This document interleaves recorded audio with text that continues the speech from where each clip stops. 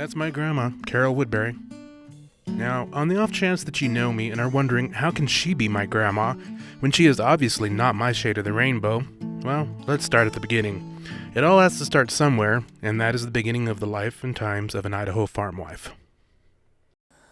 I'm Carol Woodbury, and I was born in Almo, Idaho in 1934. That was Depression years. My mother was attended by a physician that came from Albion. He was a traveling family doctor. I grew up there in that small community. My schooling took place in a one-room schoolhouse for the first 8 years of my life.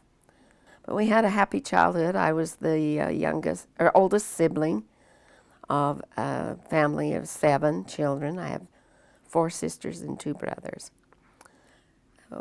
We didn't have television and the things that entertain children these days. So we invented our own games, and we climbed the apple trees, and we played along the creek. We made up our own entertainment, and we had a happy childhood. Given those humble beginnings, you would think we were probably in for a Dickinson novel or something, but, I tend to think that it's a far better story than something about some orphan children in England, or lame children who want everyone to have a Merry Christmas in England, or, well, England in general. But let's move on. Here's her life as a young adult. So my parents decided it would be good for me to stay with my grandmother who lived in Hebron, Idaho, and for the school year. And so I spent my freshman and sophomore year in Hebron. And even though it was really a small school, it was huge to me, and it was a frightening experience at first. But it brought me out of my shell, so to speak, and I learned to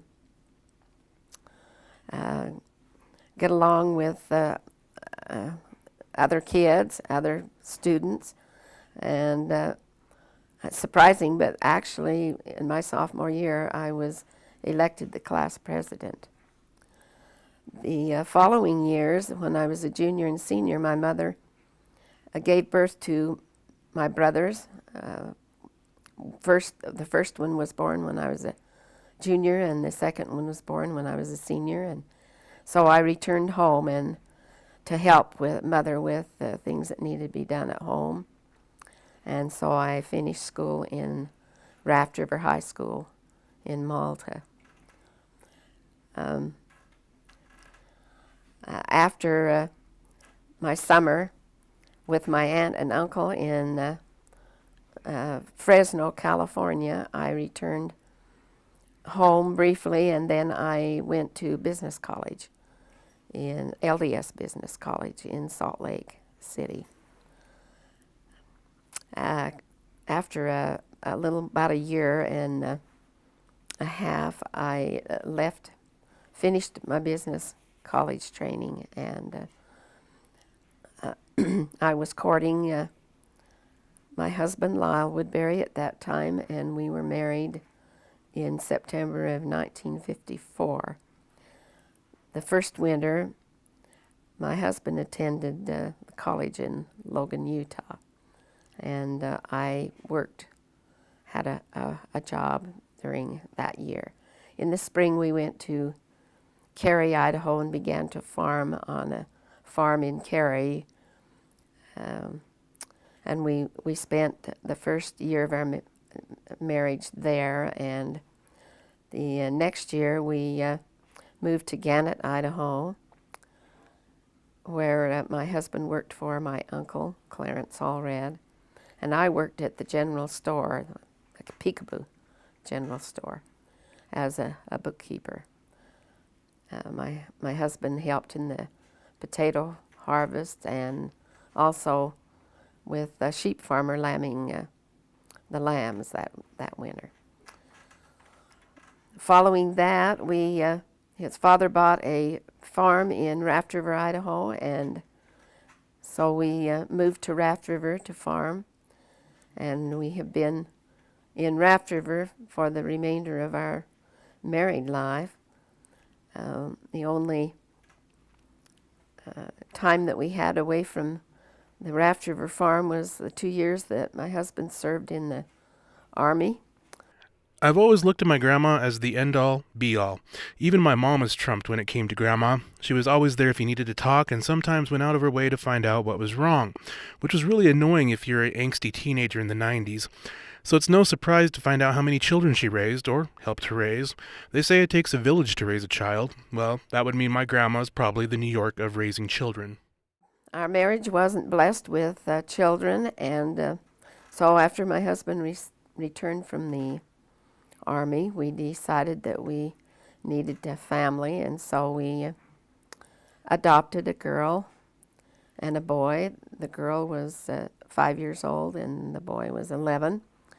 They were born up in Washington State area, and they came, I believe it was about 1961, they came to live with us.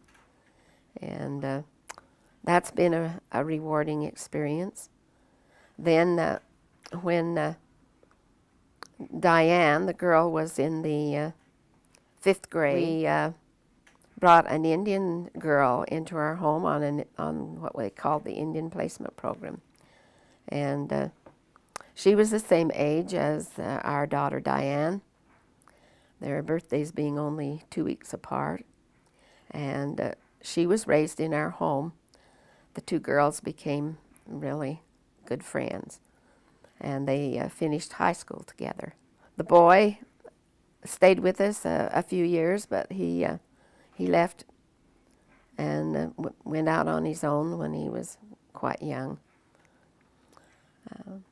After the Indian girl married, she and her husband, Bruce Eagle, came back to the farm, and Bruce helped my husband as a hired hand on the farm for 15 years or so.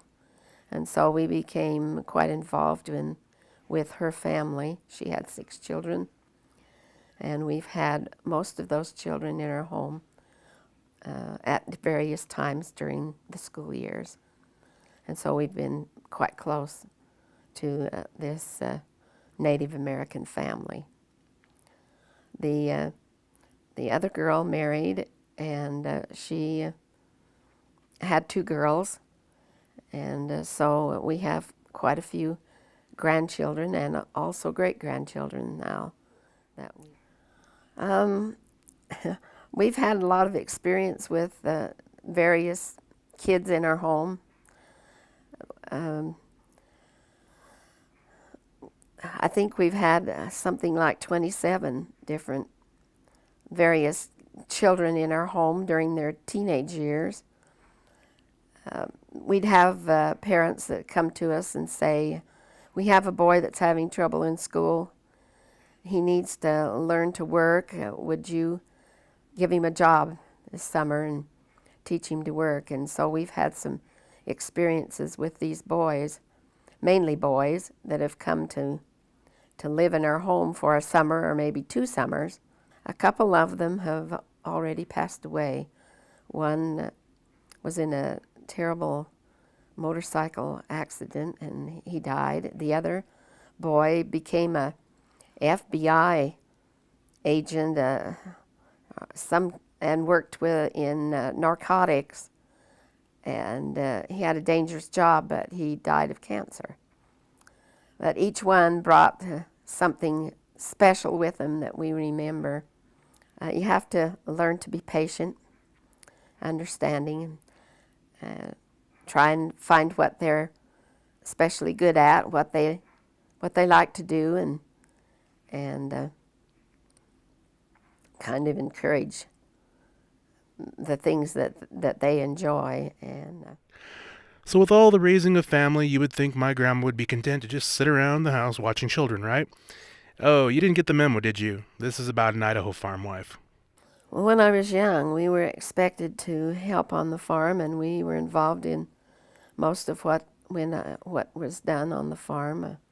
My father had a small herd of milk cows, and fairly often we helped to milk the cows. We didn't milk them by hand. We had a milking machine. When I married a farmer, and the first few years of our married life, we didn't have any children, and I spent uh, almost all day out in the fields. I cultivated most of the beets. I corrugated most of the hay. Our irrigation was done with ground surface irrigation with siphoning tubes, and so corrugations had to be made every spring, and it was a time-consuming task. But I took pride in making my corrugations extra special straight. If there's one thing about my grandma that I've always counted on, it's the fact that she watches and learns and then passes that on to those around her. She has her own opinions on life in general. Well, life's a journey, lots of experiences. Hasn't been a dull moment. There's always plenty to do, and don't like to be idle. I like things to do. I like to garden, and I like things neat. I think that procrastination is a detriment to success. And if you put your mind to something, I think you should go after it. You should do all you can to achieve what you want to do. There are lots of opportunities in life.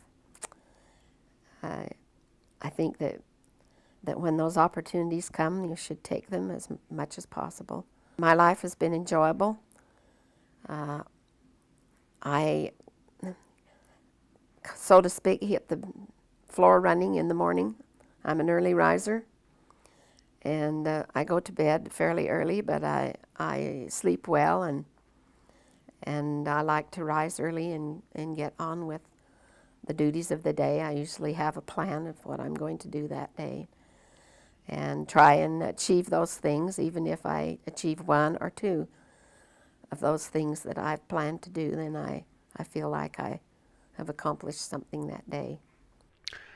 So that's the life and times of an Idaho farm wife. Are all Idaho farm wives that way? You know, I really like to think so.